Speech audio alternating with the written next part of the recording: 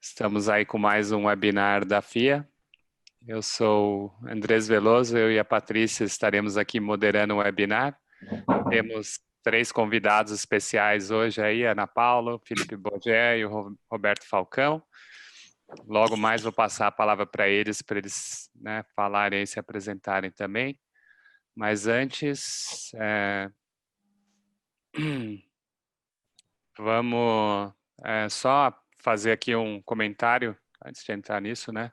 Acho que é importante a gente falar que desde o começo da pandemia, com tudo que aconteceu aí nesse ano, né? A gente estava brincando aí 2020 é um ano complexo, mas desde o começo da pandemia a FIA começou a fazer webinários diários para poder compartilhar conhecimento, poder estar em contato com os nossos alunos, né, com o público aí que se interessa por negócios, né? Então, essas iniciativas dos webinários permitiram que, em vários momentos, a gente conseguisse discutir temas que estavam, né, sendo bastante relevantes com relação às empresas, os negócios e como lidar com a pandemia. Então, a gente teve vários momentos aí muito bacanas, né? E acho que os webinários, no final, eles é uma coisa que surgiu em decorrência aí do distanciamento, mas que agora acabou se tornando aí uma coisa bem, acho que de alguma forma vai virar uma tradição aí no contexto da FIA, né? Da realização desses webinários, porque é um momento bacana que a gente tem de encontrar aí os colegas, professores, pesquisadores, né? Bater um papo sobre assuntos diferentes. E então é um momento aí de reflexão, né? Receber o público, pegar, né, as perguntas. Então é uma coisa bacana que vai continuar, né? Não por coincidência, mas os 3 convidados são professores da nossa pós-graduação em marketing, gestão, estratégia e geração de valor, né? A gente está com inscrições abertas aí até dia 6 de outubro. Então aproveito para compartilhar aí o QR Code que leva diretamente para o site, né? Esse curso ele está organizado em 6 eixos. Cada um desses eixos tem cerca de 4 disciplinas. Então, os nossos professores, a Patrícia está no eixo 1, né? O Felipe ele está no eixo 3, né? O Falcão, o Roberto Falcão, ele está no 2. Então, o pessoal está espalhado aí pelos diferentes eixos. Então, vai dar lá um pouco né, algumas coisas que serão discutidas aqui também vão estar nas aulas, então oportunidade bacana aí para conhecer um pouco dos nossos professores e também dos cursos que a gente está apresentando, né? O curso de extensão também está aberto aí, a turma confirmada, aqui é 29, mas na verdade é 6 de outubro também, a gente adiou uma semana aí, vamos começar os 2 cursos juntos no dia 6 de outubro. Aproveito também para fazer propaganda do nosso próximo webinar, dia 2 de outubro, com a Lígia, né? Vou aproveitar esse momento, passo a palavra aí para a Patrícia para poder falar do webinar e tocar aí o restante. Muito bem, obrigada pela participação de todos. Esse webinar de sexta-feira, assim como o de hoje, é bastante especial. O webinar de sexta-feira a gente tem a companhia da Lígia, que tem uma experiência bastante larga em empresas de grande porte, e ela se especializou nos últimos anos em tomada de decisão e arquitetura de decisão, então viés cognitivos, quando a gente decide por um jeito, quando a gente se vê influenciado pelo contexto, por exemplo, por outros, né? Então, eu acho que, e ela vai falar de uma forma ampla, não só ligada a marketing, mas a forma de tomada de decisão, implicações para os líderes, né? De uma forma geral, é um tema bem interessante. Convido vocês a estarem presentes aí, a se inscreverem no evento, no próximo dia 2 de outubro. E, de novo, né, queria agradecer a presença do Felipe, do Roberto e da Ana, que são excelentes professores. Eu já tive uma prévia assistindo a aula deles, ficando muito show, né? Já é show a aula deles, eu pude assistir algumas e, com certeza, quem conseguir se inscrever nos cursos, acompanhar os webinários desses 3 professores, estará muito bem acompanhado e muito atualizado nessas áreas temáticas que eles atuam com tanta excelência, né? Então, eu acho que eu vou passar a palavra para o Roberto, para ele explicar um pouco da agenda do dia de hoje. Maravilha. Antes de mais nada, queria dar as boas-vindas a todo mundo, agradecer a presença de todos e agradecer mais uma vez o convite da FIA, Andrés e Patrícia, obrigado. Acho que é extremamente importante realmente esses momentos que a gente tem para trocar um pouco, né? Não é uma aula mesmo, a gente vai fazer provocações, a gente vai levantar alguns temas aqui para que a gente até possa se distrair um pouco da maluquice que a gente vem vivendo, né? Então, compartilhar, democratizar conhecimento entre amigos, eu acho que é fantástico. Então, a FIA está de parabéns nesse sentido. E hoje a gente vai falar então um pouco desse tema, que é a humanização, vamos falar um pouquinho das interações, né, do papel da tecnologia de modo geral. Então, deixa eu abrir aqui os meus slides para a gente começar a bater um papo. E aí depois eu passo a palavra para a Ana e para o Felipe. Antes de mais nada, eu sou professor, como o Andrés falou, sou professor da FIA, professor convidado do MBA de Marketing, de algumas disciplinas, sempre relacionadas a planejamento ou a gestão de serviços. Sou professor de graduação em outras instituições também. Por formação, sou administrador, depois fiz meu mestrado e meu doutorado na área de marketing. Fui fazer uma especialização, fui estudar um pouquinho de direito, fui para o PPD e para GV. Para quem gosta de empreender, para quem mexe com negócios no Brasil, entender de direito, acho que é absolutamente necessário. O nosso país tem tantas coisas relacionadas a normas, procedimentos, e a gente fica só dependendo de advogados quando a gente é menorzinho, é complicadíssimo. Quem empreende sabe bem disso. Então, hoje a minha vida é primordialmente acadêmica, sou coordenador de curso de pós-graduação, professor na graduação e na pós-graduação, mas sempre mantenho um pezinho também fora da academia, né? Acho que o mundo corporativo é importante, não só pelos desafios, mas para a gente se atualizar do que está acontecendo. Acho que a gente precisa sempre aplicar os nossos conhecimentos, os conceitos, as teorias. E o meu grande prazer é também ajudar muito o pequeno empreendedor. É um grande sofredor nesse país, então gosto de prestar consultorias para o pequeno que não tem acesso, muitas vezes, a uma educação formal. Enfim, esse é um pouquinho de quem eu sou, tá meu QR Code aí, é um prazer se alguém tiver interesse em adicionar no LinkedIn, fiquem à vontade, por favor. Então, para a gente começar, pessoal, queria começar falando um pouquinho, né, uma pincelada sobre esse tal desse novo consumidor. Que ele é novo, mas não é tão novo assim. A gente já fala dessa figura do novo consumidor, do consumidor 4.0, há um bom tempo, né? Os nativos digitais, né? As pessoas que já nascem conectadas e vivem conectadas. Nós aqui, pelo menos, os painelistas todos, a gente estava acostumado a se conectar à internet. A gente se conectava, inclusive, por meio de internet de escada, né? Você tinha que ter um momento em que você podia ocupar a sua linha com o modem, né? Essa nova geração ela não sabe o que é isso. Ela já acorda olhando para o celular, ela vai dormir olhando para o celular, a cada 5 minutos ela olha para o celular, faz parte da vida dessas pessoas e da nossa também. A gente incorporou muito, né? Nós não somos nativos, mas a gente precisou aprender esse novo mundo, né? Seja com rede social, seja com WhatsApp, seja com e-mail. E esse mundo de tecnologia, esse mundo digital, ele já estava presente nas nossas vidas antes da pandemia. O que a pandemia fez foi dar um empurrão, né? Ela gosta de falar para os meus alunos, ela veio com 2 pés no peito, sem misericórdia, e impulsionou as empresas que de alguma forma já vinham aprendendo, né, já vinham passando por uma transformação digital, a realmente entrar para o mundo digital. As que não conseguiram fazer isso, ou tiveram uma morosidade em fazer isso, com certeza sofreram. Então, o mundo digital é uma realidade. Acabando a pandemia, chegando a vacina, ele não vai desaparecer, né? E a gente precisa se acostumar com isso, a gente precisa aprender a como lidar da melhor forma com isso, né? Então, esse novo consumidor, ele é um consumidor que está conectado, ele nasce digital, ele nasce omnichannel, ele quer se conectar por todos os canais, ele é ansioso, ele quer respostas rápidas, ele quer que você realmente resolva as questões rápido.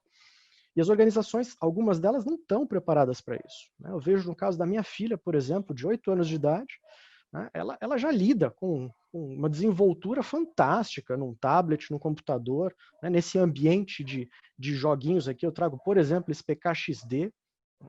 Então, ela é uma consumidora de tecnologia mas não pela tecnologia.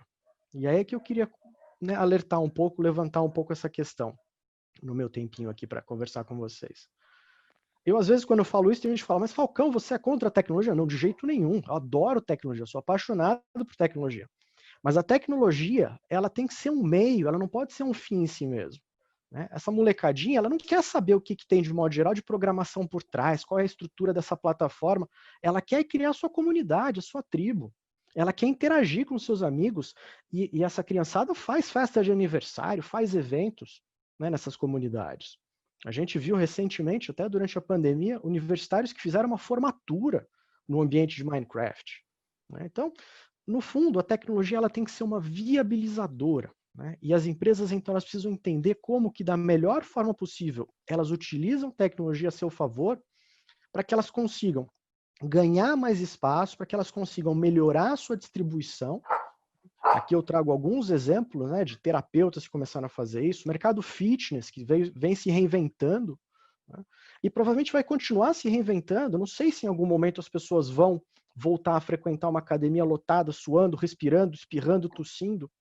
Né? A mesma coisa os shows, casas fechadas. Será que em algum momento isso vai voltar? E se voltar, como vai ser?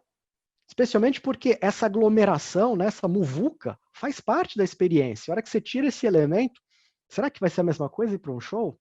Né? Ou a gente só vai agora assistir show dentro de carros? Enfim, qualquer coisa que a gente fale vai ser um exercício de futurismo aqui. Né? Mas a certeza é, a digitalização de serviços chegou com muito mais vontade, né, com muito mais velocidade. O home office, o consumo de ferramentas para você fazer reuniões como essa que a gente está fazendo é outra realidade. Né? E a educação, com certeza, são só alguns exemplos aqui, mudou muito. E aí você pode falar, poxa, que legal, né? Porque isso melhora a vida das organizações. Por um lado, sim. Mas por outro, você cria justamente fatores para os quais ela não estava preparada, como, por exemplo, velocidade em resposta. Você cria um canal de WhatsApp, você precisa ter alguém para responder. Porque o consumidor, na hora que ele manda uma pergunta, ele não quer ficar esperando 3 horas para ver o tiquezinho ficar azul.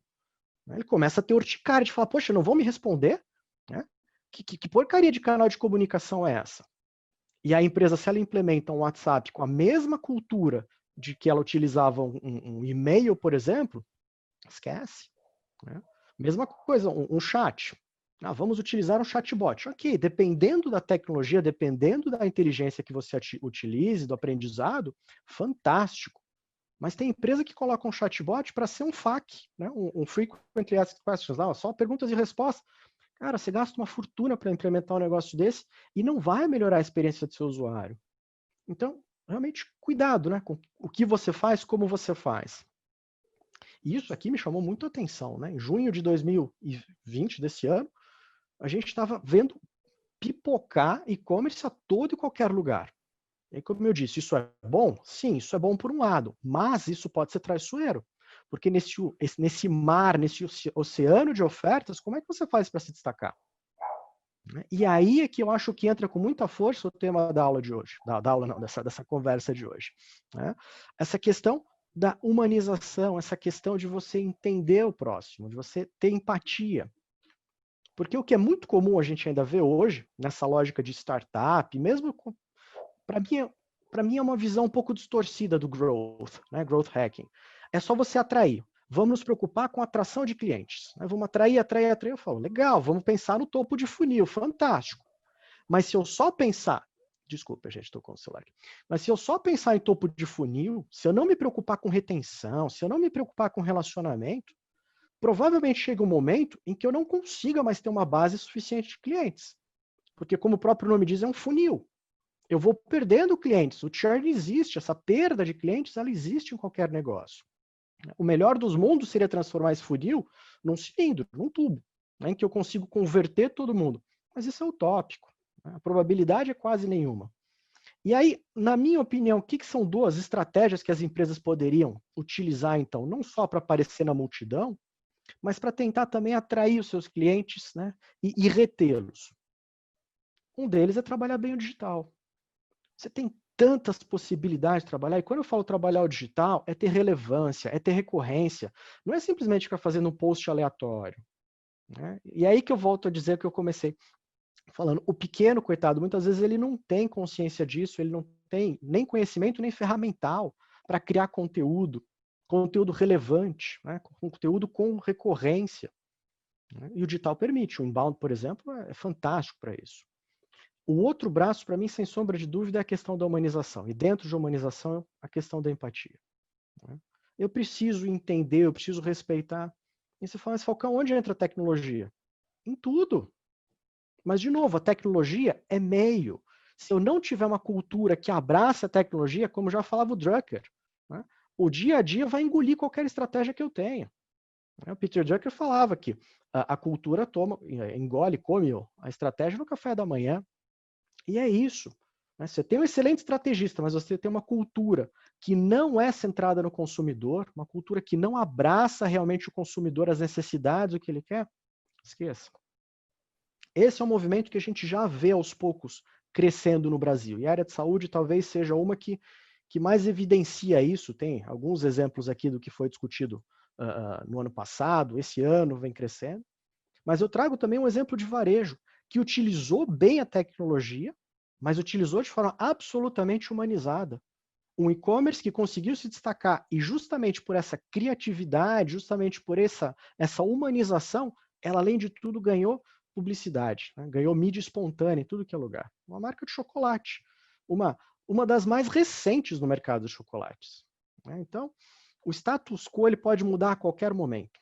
Né? Aquela ideia de que, aquela ilusão de sucesso, porque eu sou pioneiro, porque eu tenho muitas décadas, ela a cada segundo ela é questionada. Pode surgir um novo modelo de negócio, pode surgir realmente um desafiante, e as empresas que melhor se adequarem a essa mudança maluca, né, o tal do mundo VUCA, né, volátil, incerto, complexo e ambíguo, são as empresas que vão conseguir melhor desempenho.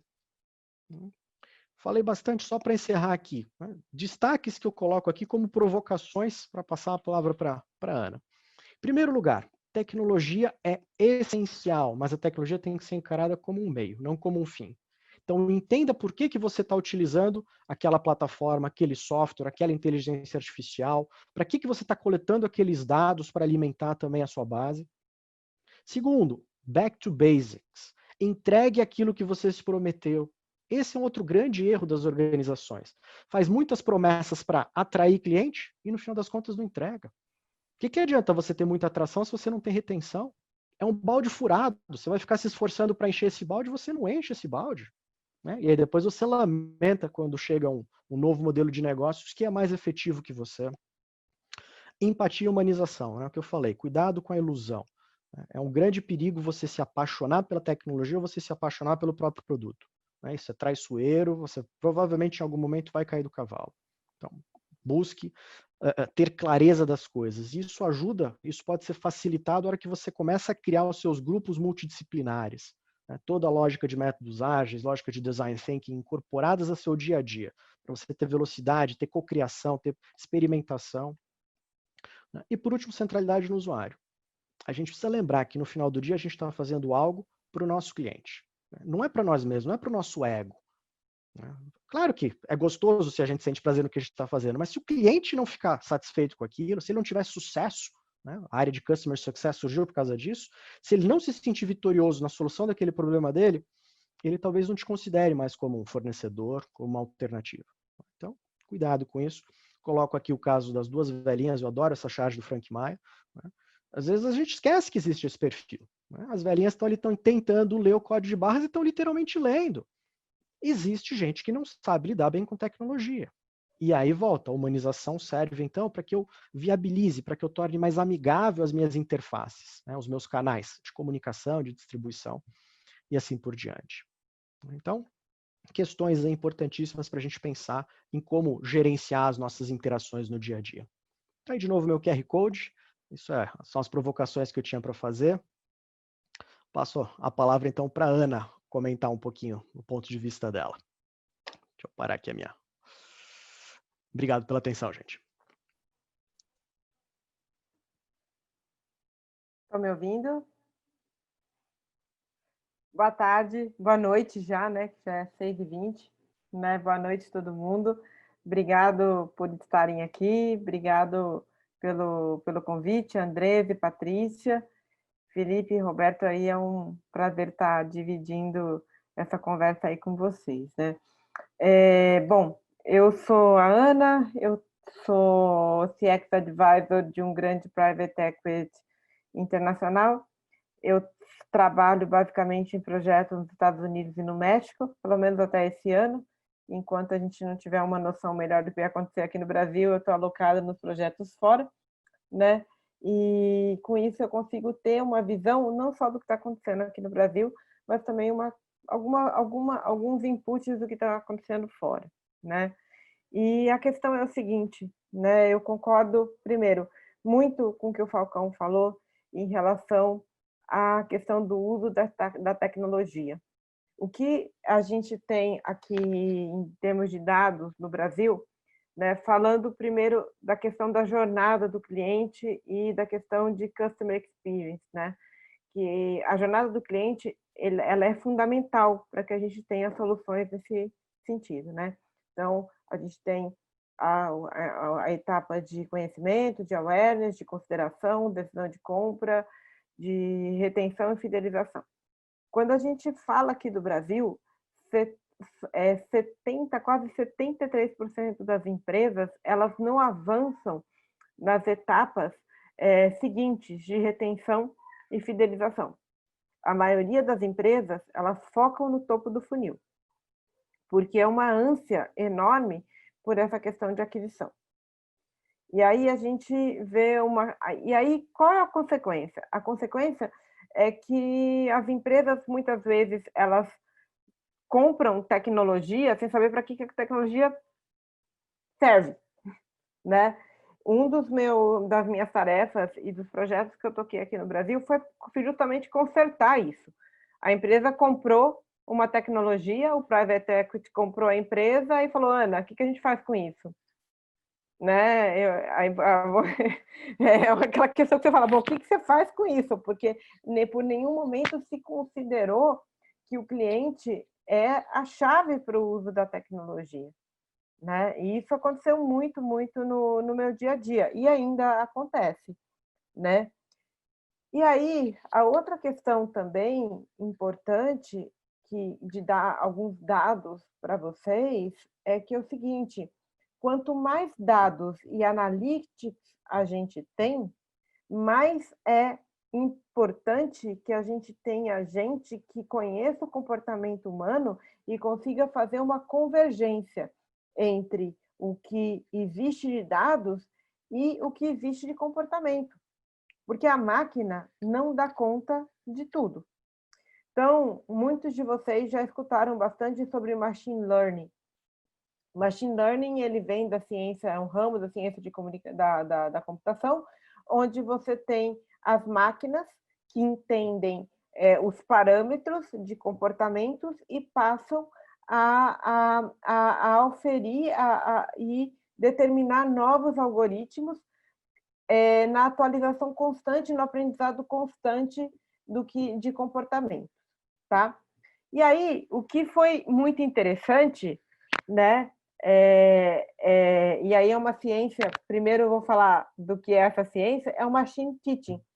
O Machine Teaching, ele surgiu na Microsoft em 2007, que foi quando eles deram conta de que os robôs, as máquinas, não eram suficientes para entender essa complexidade. E aí a presença de pessoas para poder calibrar essas máquinas era fundamental, né? Então isso é muito importante. Então, além do machine learning, para alguma coisa muito mais efetiva, a gente tem que pensar no machine teaching. E isso não tira o componente humano. Não tira o componente humano do ponto de vista do cliente, que é ali que tem que estar nosso foco, e também do ponto de vista de oportunidades profissionais, porque você tem que ter gente boa, gente que entenda de gente e que goste de cliente, tá? Que goste principalmente de cliente, para poder fazer essa calibração. E aí, eu vou contar para vocês alguns causos, né? Que eu acho que é legal compartilhar isso com vocês, e que aconteceu comigo nesse ano. Eu fui trabalhar num projeto de uma empresa de tecnologia em abril, né? Porque no momento onde a gente estava todo mundo naquela sensação de caos, né? E aí, o que a gente percebeu nessa questão? Que nada do que a gente tinha servia de parâmetro para as máquinas fazerem qualquer trabalho sobre o que podia acontecer no futuro. Então, assim, e aí a hora que você imagina, nada, não tinha nada, porque os comportamentos tinham mudado, a forma como as pessoas pensavam tinha mudado, tudo tinha mudado. Então, a gente passou basicamente 1 mês e meio. Nas 2 primeiras semanas, o meu chefe queria que calibrasse as máquinas. Eu falei, não vai calibrar a máquina, é impossível calibrar a máquina. Não dá para calibrar a máquina. A gente tem que parar tudo. E aí, a gente passou, depois de 2 semanas, a formatar um modelo de negócio onde a gente usava a inteligência da máquina, mais o que a gente tinha de insights a respeito dos seres humanos naquele momento, para a gente poder prover a solução de negócio dentro do e-commerce. E com isso, a gente focou muito mais no conforto e no bem-estar do nosso cliente do que propriamente no faturamento. O faturamento veio por consequência, né? Mas foi assim, porque era isso que o cliente queria naquele momento, né? Então, isso foi exatamente algo que eu vivi nesse ano. A outra coisa que eu acho que é legal compartilhar com vocês é que eu até posso compartilhar isso com vocês. Essa semana eu estava conversando com um colega, que ele é CMO de marketing de uma grande empresa que aluga carros aqui no Brasil. E aí eu falei para ele, bom, me conta como é que é essa questão de tecnologia. Aí ele falou assim, Ana, a gente achou que as pessoas queriam alugar carro sem contato com nenhum ser humano. Elas queriam ir na loja, pegar, passar o QR Code, destravar a porta do carro, pegar, ir embora, passar o cartão de crédito e ponto, sem nenhum contato. E o que a gente viu? A gente viu que as lojas que tinham esse modelo, o NPS só caía, o NPS só caía, o NPS só caía. E aí, o que as pessoas querem?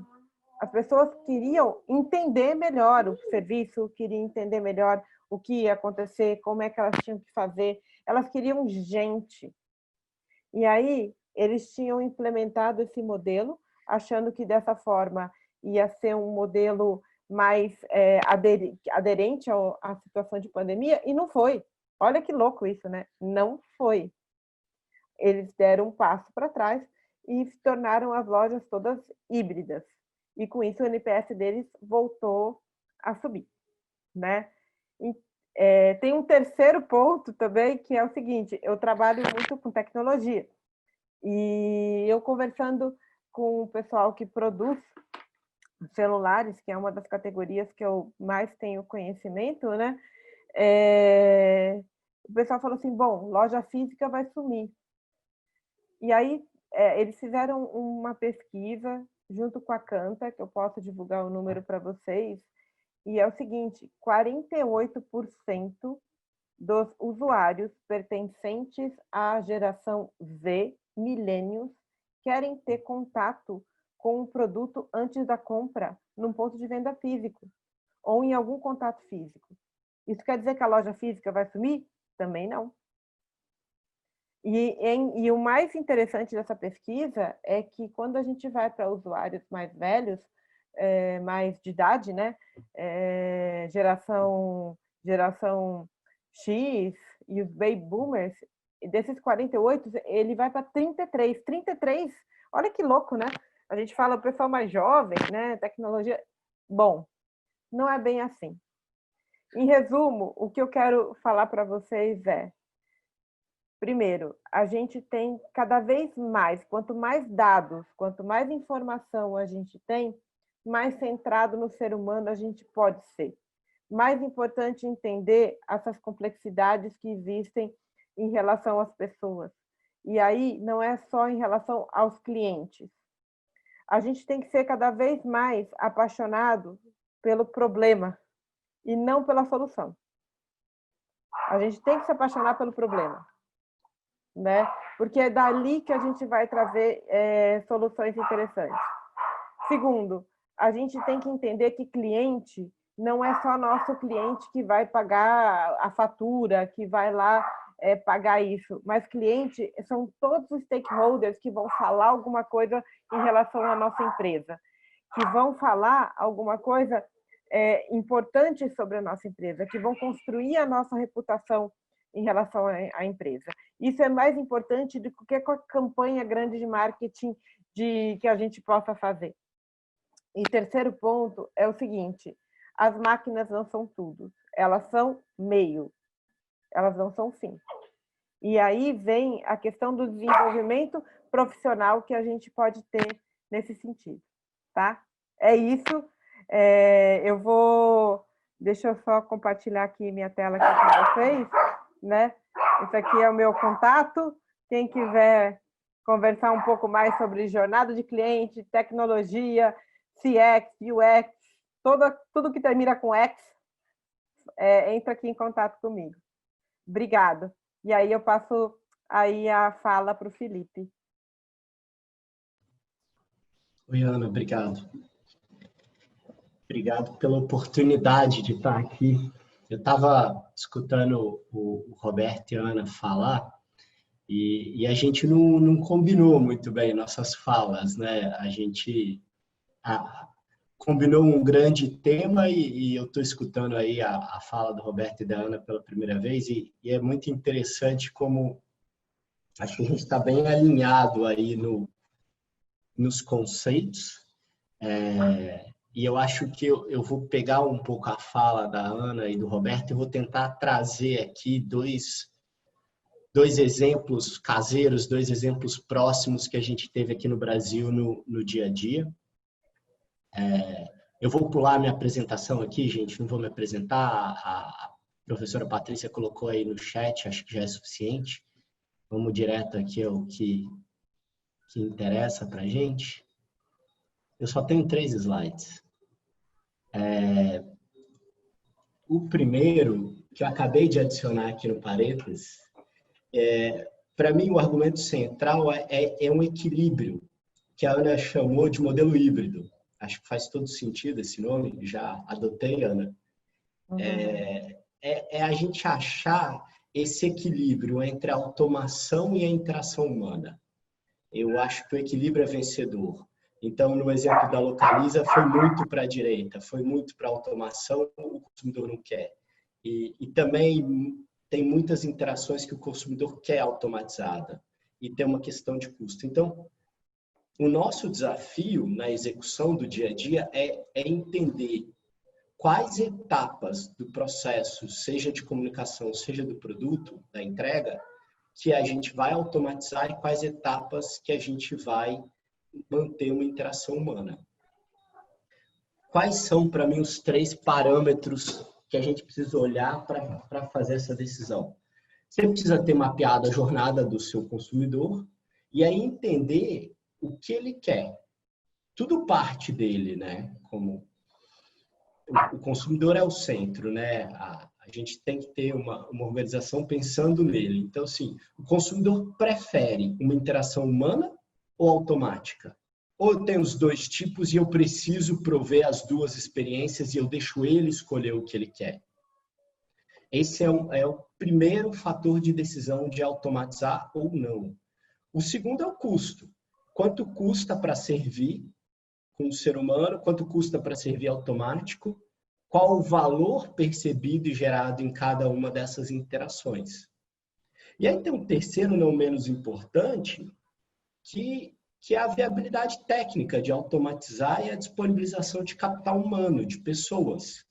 Eu estava numa reunião ontem com o CEO de uma empresa de capital aberta aqui em um grupo de executivos. E aí o CEO começou a falar que a gente precisava ter, da equipe comercial, a taxa de conversão, o volume de vendas, a última vez que ele vendeu, ele citou 6 variáveis. E aí eu interrompi ele, né, com jeito, e falei, mas Marcos, vamos fazer o seguinte, em vez da gente ter todo esse Big Data, vamos começar só com Just Data e vamos colocar dentro do sistema o ranking de vendas como variável para decidir o benefício que a gente queria dar? Então, também a gente precisa ponderar o ideal, o que eu costumo chamar de NASA, com o que dá para fazer na prática. Então, essas 3 variáveis, que são a vontade do consumidor, o custo de servir versus o valor gerado e a viabilidade técnica, a disponibilidade de recurso que a gente tem, isso deveria guiar quais processos a gente vai automatizar e quais processos a gente vai deixar mais humano. E, de novo, eu acredito que não dá para ser completamente à esquerda ou completamente à direita. Não estamos prontos para fazer tudo com um computador. E aí eu quero trazer para vocês 2 exemplos bem mundanos para aterrissar isso daqui. Primeiro é o Quinto Andar. Eu sou muito fã do jeito que o Quinto Andar conduz. E olha isso daqui. Nós estamos falando do WhatsApp, tá? Então, nós estamos falando do mesmo canal. Isso aqui sou eu interagindo com o Quinto Andar. E eu coloquei um apartamento que eu tenho para alugar. Algumas comunicações do tipo, confirme a vistoria, foi agendada a visita no seu imóvel. Informações que eu quero saber, mas que eu não preciso que alguém me ligue, não quero que me liguem. Outro exemplo, uma vez por ano o Quinto Andar me manda um e-mail. Uma vez por ano. Então, o e-mail tem 3 linhas, é assim. O valor do seu aluguel foi reajustado pelo IGPM. O aluguel passou de tanto para tanto. Tá ótimo, morro de amores, é o que eu quero saber. Não preciso mais informações que isso. Agora, olha a interação de baixo, no mesmo WhatsApp, que eu dei autorização. Eu mandei para eles às 12h34. Oi, qual o status das minhas propostas? Falta algo do meu lado? No mesmo minuto eu recebo uma resposta do robô. O robô entende que não é capaz, que precisa de uma intervenção humana e ele fala, vou chamar um atendente. Em 1 minuto tem um ser humano do outro lado. E que resolveu o meu problema. Eu não continuei aqui a conversa, mas ele resolveu o meu problema. Em 3 minutos eu tinha a resposta. Aí eu vou dar um exemplo dessa semana, que eu morri de ódio. Quero matar e não consigo nem matar. O Itaú Card, não estou falando da padaria. Meu cartão foi bloqueado por segurança. Normal. Tá ótimo até aí. Eu não consigo fazer compra na internet. O que eu preciso fazer? Eu preciso desbloquear o meu cartão. Tão simples quanto isso. Pode ser um robô para essa interação. Ou pode ser um ser humano. Eu quero o meu problema resolvido. Eu entrei no chat. Eu deveria até colar aqui o WhatsApp. Devia ter colado. Mas basicamente é assim. Você entra no bot do Itaú Card, tem 4 opções. Nenhuma delas me resolve a vida. E o robô fica indo e voltando nas 4 opções. Desculpe, não entendi sua pergunta. Desculpe, tente de novo. E aí o call center não funciona. Aí a experiência do consumidor é muito ruim. Então, eu quis mostrar esse exemplo por quê? Porque são 2 empresas de grande porte, 2 empresas no setor, não é o Nubank, né? O Nubank seria, mas são 2 empresas que têm o capital financeiro necessário para prover uma boa experiência, não falta dinheiro, e a experiência é radicalmente oposta. E, de novo, gente, não estou falando aqui da NASA, do modelo ultra sofisticado, estou falando do WhatsApp, de um consumidor que quer responder. Então, esse equilíbrio que aqui o Quinto Andar, para mim, faz com maestria, que é o vencedor. Eu preciso de uma interação transacional com o meu cliente. Eu preciso ser informativo. O robô é fantástico. Agora, o consumidor quer falar com alguém, eu empurrar um robô goela abaixo, eu gero uma experiência terrível. E isso os consumidores hoje em dia não estão mais dispostos a aceitar. Deixa eu ver aqui o chat, não sei se está perguntando. É pesadelo mesmo. Tá? E eu continuo sem fazer compra, porque eu não consegui parar para ligar na central, aí eu ligo na central, meu CPF não existe, sei lá, mas o cartão funciona físico. Enfim, todo mundo tem um monte de história de terror, né, dessas. E aí você abre espaço para essas startups que estão percebendo melhor o consumidor, a necessidade deles, são mais leves, são menos cintura dura para tomada de decisão e ajuste de rota e conseguem entender, como a Ana colocou muito bem, qual tecnologia que faz sentido comprar. É comum da gente entrar nas empresas e falar assim, não, tá bom, você comprou um software maravilhoso, é uma Ferrari e não tem piloto, não tem capital humano, você não sabe para que você precisa. Não adianta comprar o Adobe Photoshop se você não sabe desenhar. Não funciona. Então, esse equilíbrio. Vou para o meu último exemplo aqui. Esse aqui, eu participei mais ativamente desse projeto aqui da pandemia na GE. GE na divisão de healthcare aqui da América Latina. O que aconteceu? A GE é uma empresa B2B e como a grande maioria das empresas B2B, o processo comercial ele é muito calcado em feiras e eventos. Né? O processo tradicional onde você tem o vendedor, que agenda uma reunião, que vai lá, toma café, leva para a churrascaria e vai nas feiras e tal. Funciona super bem. Ou funcionava. O maior evento da GE de vendas é a Semana da Radiologia.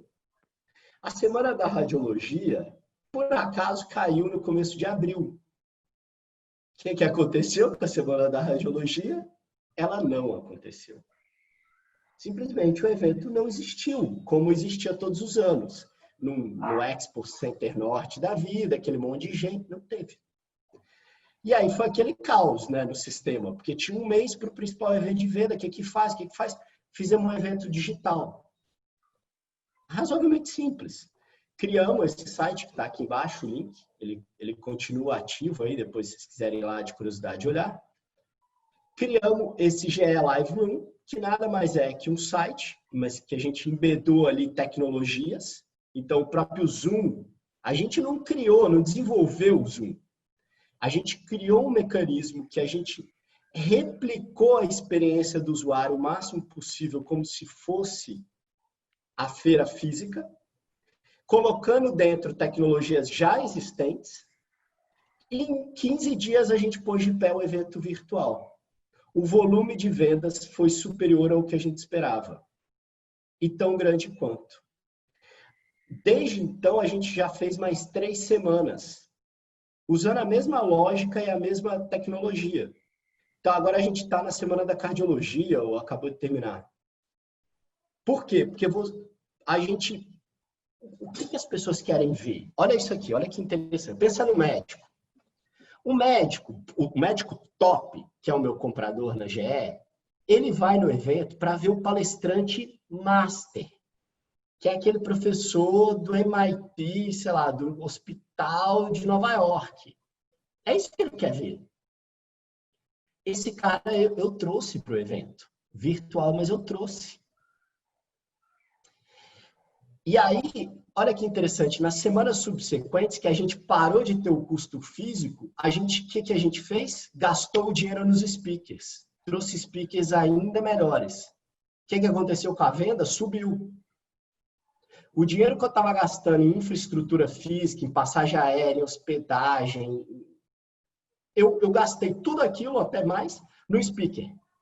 Eu subi o nível do speaker, consegui ter mais speakers, consegui fazer salas individuais, não individuais, mas salas menores, e aí eu gerei a experiência humana.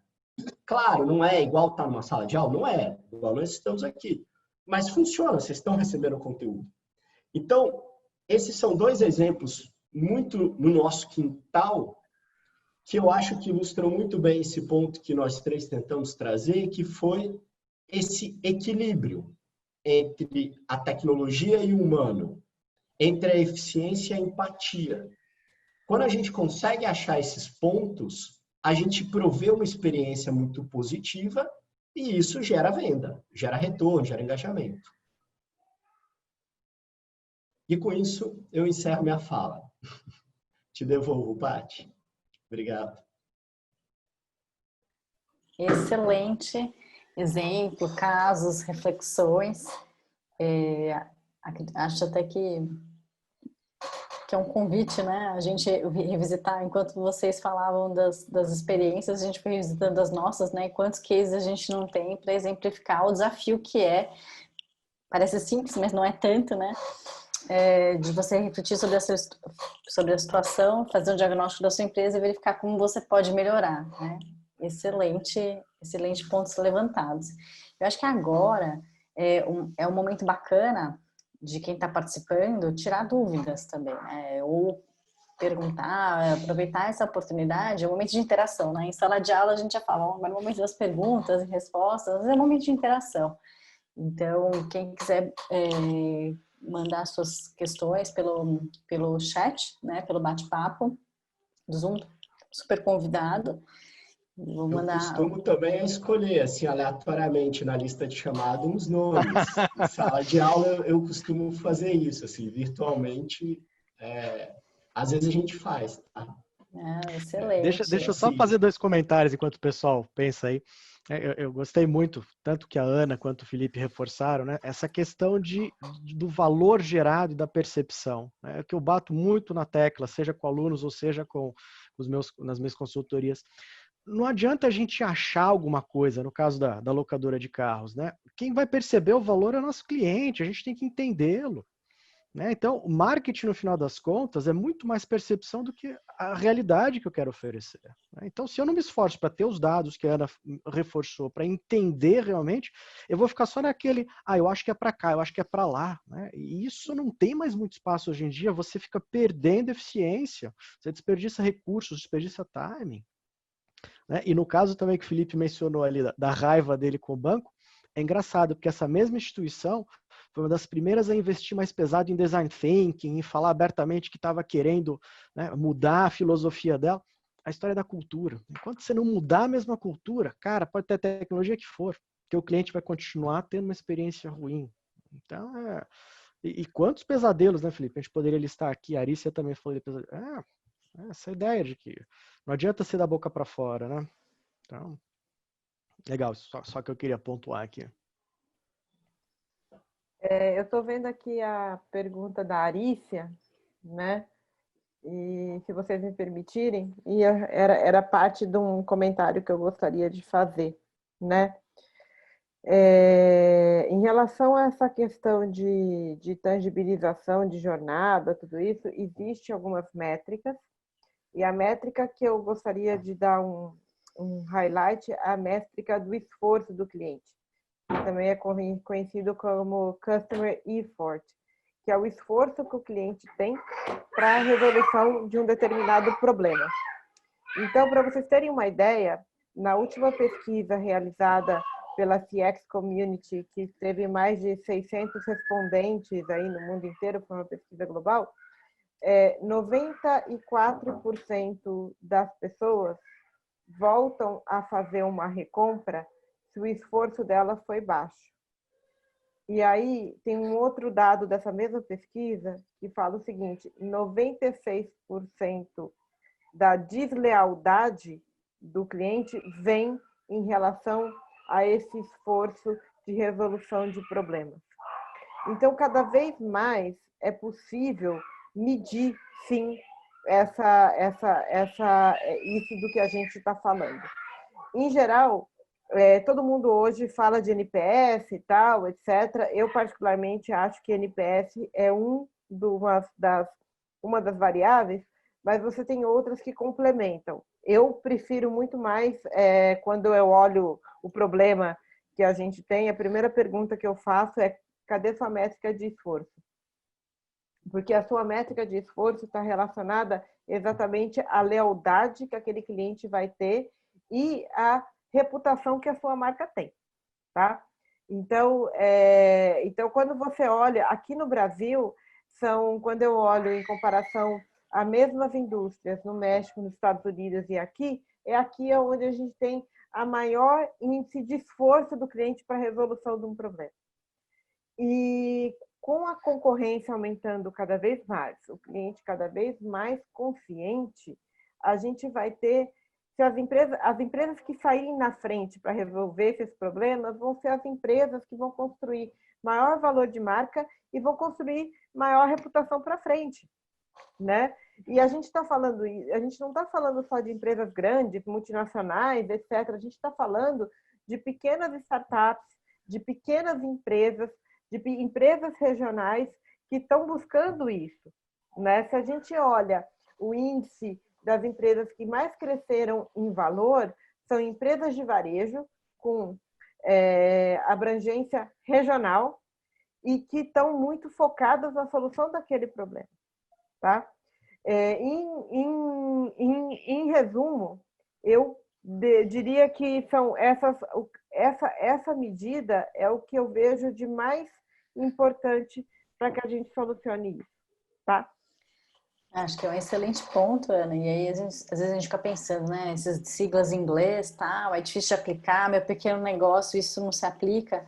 Na verdade, se aplica, né? Você pode se passar por cliente, você pode convidar alguém para avaliar o processo na ótica de um cliente, te falar, olha, demorou muito, a proposta, o que prometeu cumpriu, eu fui confiável na experiência. Como é que foi essa interação toda, né? Um cliente oculto, né? Posso contratar uma empresa para se passar por isso, fazer uma análise técnica e me retornar. Existem ferramentas que você mesmo pode fazer, ou de uma forma mais profissional pode fazer, para fazer essa conexão, né? Deixa eu entender direito como é que está sendo essa experiência, a minha experiência como prestador de serviço para esse consumidor, né? Acho que é um excelente ponto aí. Ótimo. E só complementando também, reforçando, que bom que a Ana comentou nisso, porque às vezes eu me sinto apedrejado quando eu faço alguma crítica ao NPS. Aí eu falo, por mais robusta que tenha sido a construção dele, né, ele mostra uma faceta, né? Eu acho que é míope essa visão. A gente precisa ter métricas que complementem, né? Eu costumo dizer que 3 é legal, porque 3 segura bem, né? O esforço, a satisfação e a recomendação. Eu acho que são 3 métricas que mostram bem isso. E até pegando o que a Sandra agora comentou aqui, Sandra, eu acho que a gente tem vários aspectos que a gente poderia abordar nessa tua questão aqui. Talvez uma das mais críticas seja a falta de concorrência, né? Eu coloco aqui Correios também, né, que está agora no meio da história a partir do momento que você não tem concorrência, você está ali no seu monopólio, no seu oligopólio, você não tem um grande incentivo, pegando lá o conceito econômico mesmo, né? Por que eu vou me esforçar em te atender melhor? Eu sei que o consumidor ele é meu refém. E isso, desculpem a palavra, mas isso é uma grande sacanagem para nós consumidores, porque a gente fica sem ter para onde ir. Você fala, não, mas você não precisa consumir dos correios, você não precisa consumir de telefonia. Você fala, ok, eu vou fazer o quê? Eu vou usar sinal de fumaça? Né? Vou usar estilingue para mandar uma encomenda? Eu não tenho alternativa. Então, infelizmente, a gente vê ainda alguns setores que não compreenderam, né? Em termos de serviços, em termos de hospitalidade, o Brasil ainda engatinha. Quando eu falo hospitalidade, é geral, né? Não é só hotel, é hospitalidade em todos os aspectos, né? É recepção, é o carinho, é o cuidado, é o respeito. Né? O nosso sistema judiciário também não é o melhor do mundo. Se houvesse mais punição... Ajuda também, né? Pois é, se fosse mais fácil você exigir seu direito, brigar alguma coisa... talvez facilitaria se as empresas sentissem mais punições, mas na minha opinião é uma questão em parte cultural, em parte de estrutura de mercado e barreiras de entrada. Agora, a decisão ali em termos de custo é métrica, né? Comparar o seu CAC com a LTV, por exemplo, né? Quanto custa para eu adquirir mais clientes e quanto que esse cliente vai representar de receita para mim a médio e longo prazo. A gente precisa pôr na ponta do lápis isso também. Né, estratificar a carteira de clientes, ver quais são os melhores clientes, né, direcionar esforços maiores para quem eu preciso reter, né, utilizar, por exemplo, a figura do Key Account Manager para contas-chave, seja no B2B ou no B2C. Então, voltamos aqui à questão das métricas, é absolutamente central. E a gente ainda precisa ter um ser humano. Né, não dá só para você criar um algoritmo que automatize 100% dessas análises, né, essa sensibilidade mais fina. Né, enfim, consumidor. A gente tem um lindo CDC. O nosso Código de Defesa do Consumidor é um dos mais bonitos do mundo, um dos mais completos do mundo. O problema é a implementação dele. O problema é a operacionalização dele. Então, enfim, não sei se responde. E, ao mesmo tempo, vale a reflexão que quando você está na cadeira, e eu já estive aí na cadeira de telefonia, não é que o executivo não sabe. Não é que o gerente não vou citar o nome aqui, mas das telco, é difícil mover o elefante. São elefantes e são duros, e aí tem a cultura e o silo. Então, é também mais fácil quando você está na cadeira da teoria, né? Ou olhando de fora, Porque na hora que você senta lá naquela cadeira do diretor de logística do Correio, você se ferrou, amigo. Porque o sistema é muito difícil mudar. E aí abre o espaço das startups, abre o espaço de novos empreendedores que são mais leves, mais ágeis, que vão conseguir, de fato, mover em direção ao consumidor. O mercado financeiro brasileiro, ele é muito interessante nesse momento, né, gente? Porque ele está sendo atacado entre aspas, por várias... Porque ele é altamente rentável, muito grande e muito ineficiente. A XP é o caso mais notório de alguém que foi lá e tirou a ineficiência do mercado e capturou o valor para si. Então, é difícil a pergunta, porque a resposta é o grande não está na maioria dos casos, mas você tem o Nubank que está, sim, o Banco Inter, outros bancos mais ágeis que estão tentando atender o consumidor na proposta de valor. E o Itaú está tendo que se mover, mas é difícil também quando você está lá. Vale a ponderação. Ana, eu queria te fazer uma pergunta. Qual a métrica que você usa para customer effort? Como é que você mede mesmo? Você faz uma pesquisa? Como é que é isso na prática? Existe como é que a gente mede, né? A gente tem algumas perguntas básicas, né, com o cliente final, relacionado se o problema dele foi resolvido no primeiro contato. Segundo, se ele conseguiu, quantos canais que ele teve que acessar para que o problema dele fosse resolvido. E terceiro, a gente olha como é que ele gostaria que o problema dele fosse resolvido, diferente do que a gente conseguiu resolver. Então, essas são as 3 perguntas que a gente faz, e a gente faz isso para 100% da base cadastrada que a gente tem de clientes. Tá? Tanto para a empresa de tecnologia que eu trabalho, e agora a gente está implementando isso também para a empresa de varejo. Então, a gente tem essas 3 grandes perguntas que a gente faz. E aí, o que a gente também descobriu? A gente descobriu que o cliente quer resolver as coisas sozinho. O cliente não gosta de ficar entrando em contato para resolver problema, sabe? E aí a gente começou a desenvolver algumas soluções de educação desse cliente a respeito de serviços. E no varejo, a gente começou um programa também de educação dos principais fornecedores em relação ao produto que ele fornece, a serviço agregado em relação a esse produto, né? Então, é assim que a gente mede. E por incrível que pareça, hoje, por exemplo, o meu bônus da empresa de varejo, ele não está relacionado só ao NPS, ele está relacionado ao esforço.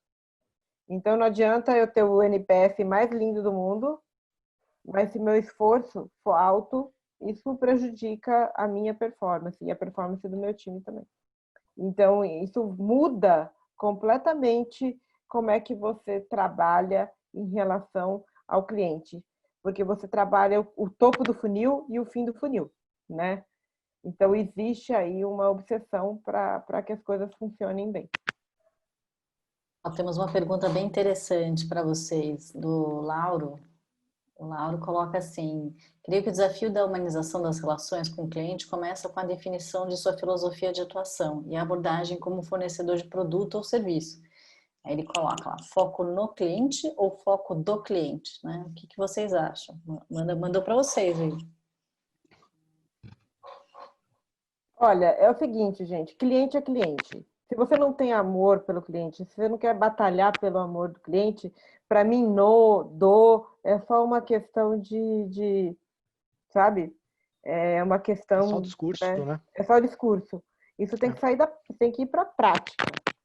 Tem que ir para a prática. Amar o cliente é muito complicado. É difícil. Amar é complicado, né? É a pergunta filosófica. Gera divórcio. Né? Então, amar o cliente é muito complicado. Às vezes, porque né? isso quer dizer você ter vários desapegos assim, em relação ao seu produto, em relação ao seu serviço, a forma contínua de melhoria, né? Então, para mim, foco do cliente, foco no cliente, whatever, cliente é cliente. E acabou. E amar, inclusive, dizer não, né? Muitas vezes. Muitas Você não vezes pode isso criar um também. ditadorzinho, né? Aquela ideia de fazer o cliente poder tudo do jeito que quer. O cliente vira um adolescente mimado, né? E é difícil, né? A gente precisa medir para entender qual que é o melhor caminho, até onde eu posso ir.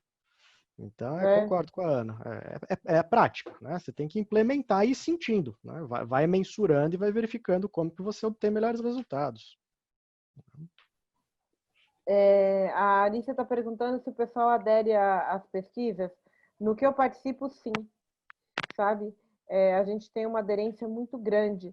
E o que eu estou percebendo nos últimos 3 anos é que a adesão dos brasileiros em relação às pesquisas de consumidor está cada vez maior.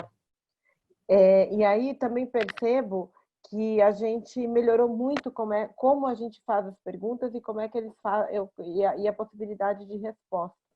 Então, você não quer fazer assim uma anamnese do cliente. Você tem que ser muito preciso no que você quer perguntar, na forma que você quer perguntar, e não pode passar de 3 perguntas, senão o cara cansa. Né? E outra, não adianta ter muita resposta se você não vai ter ação sobre aquelas respostas. Né? Então, por enquanto, a gente tem trabalhado muito na questão do esforço, né? A gente olha a satisfação e o NPS, mas o esforço hoje em dia é onde a gente tem colocado mais foco nas empresas que eu tenho trabalhado, né? E a outra coisa é que é o seguinte, quando a gente fala de esforço está relacionado a aspectos muito negativos de comportamento. E quando a gente fala que a gente tem que trazer cada vez ao mais o humano, a humanização, tudo isso, a gente consegue entender ainda mais aquilo que incomoda. E a partir do momento que a gente foca em tirar isso da frente, a gente começa a fazer uma limpeza de ambiente, né? Se vocês perguntarem para mim, hoje, nas empresas que eu atuei aqui no Brasil e que eu estou atuando fora, a gente está fazendo essa limpeza da casa.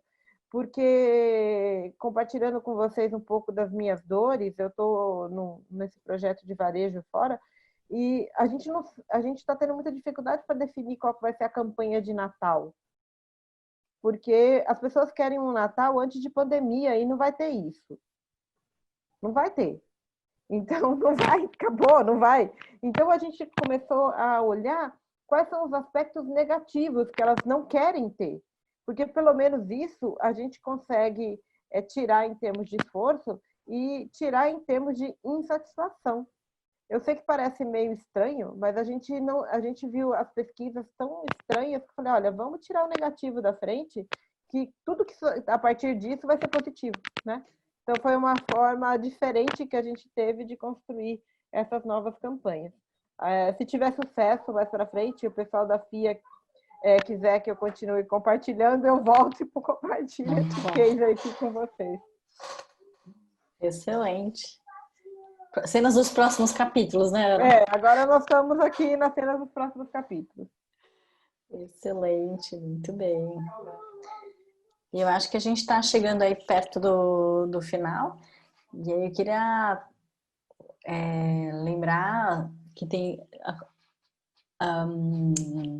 se alguém quiser perguntar alguma coisa a mais, então estamos nos últimos minutos. Eu estava olhando aqui o Q&A para saber se eu tinha ficado alguma questão que a gente não respondeu, mas eu acho que a gente abordou a grande parte delas, né?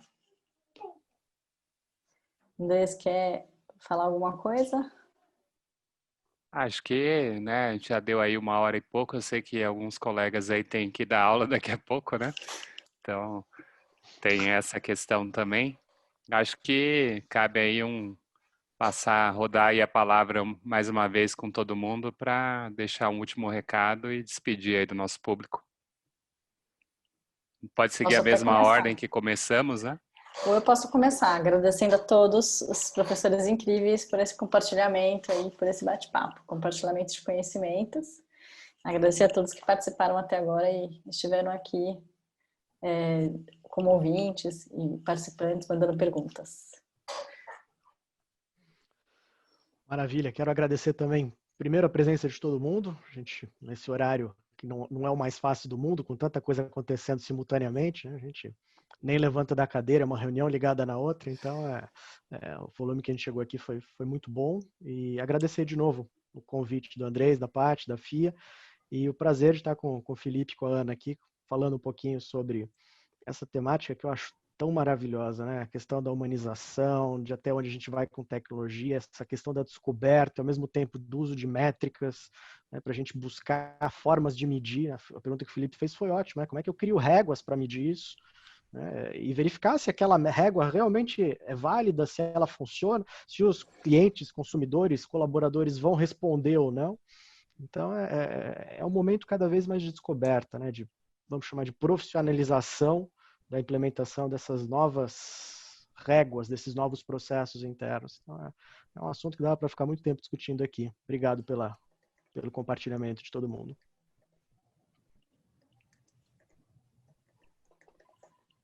Aninha, você agora. Eu? Depois do Roberto, você, né? Então, tá bom. Gente, eu quero agradecer muito pela oportunidade, Andrés, Patrícia, por estar aqui com vocês. Muito obrigada. Falcão, Felipe, uma honra compartilhar isso aqui tudo com vocês. E obrigado por todo mundo que participou. Né? Obrigado mesmo pela oportunidade de estar trazendo um pouco mais desse conhecimento e elevar um pouco mais essa questão em relação a clientes, consumidores, e a gente... eu tenho aí uma batalha meio minha em relação de elevar o conhecimento das pessoas para que a gente consiga fazer algo melhor, né? Então, obrigado aí. Obrigado a todos e queria deixar aí o convite para aqueles que estão assistindo para que venham fazer parte dos cursos da FIA, para que a gente possa continuar essa conversa aí. Acho que é uma conversa... Aí vou fazer propaganda aí do produto do Andrés e da Paty, acho que eles estão selecionando muito bem. Tanto a formação do curso como os profissionais são pessoas que trazem muita a vivência mesmo do que está acontecendo na prática, apesar das formações teóricas aí robustas. Então, queria terminar com esse convite de procurem a Paty, o Andrés e o time e venham continuar a conversa com a gente presencialmente ano que vem, né? Assim, torcemos, ou virtual. Excelente. Um abraço Muito a bem. todos. Obrigada. É isso aí. Então, depois desse final aí eloquente do Felipe, né, posso economizar minhas palavras aqui, então a gente finaliza aqui agradecendo a todos, né? Fica aí o link aí para quem tiver interesse. E como a gente falou, né, temos aí um outro webinar na semana que vem, dia 2 de outubro. Então, esperamos vocês lá. Uma boa noite a todos e muito obrigado. Até. Tchau, tchau. Boa noite, Tchau, gente. gente. Até Boa mais. noite. Obrigada.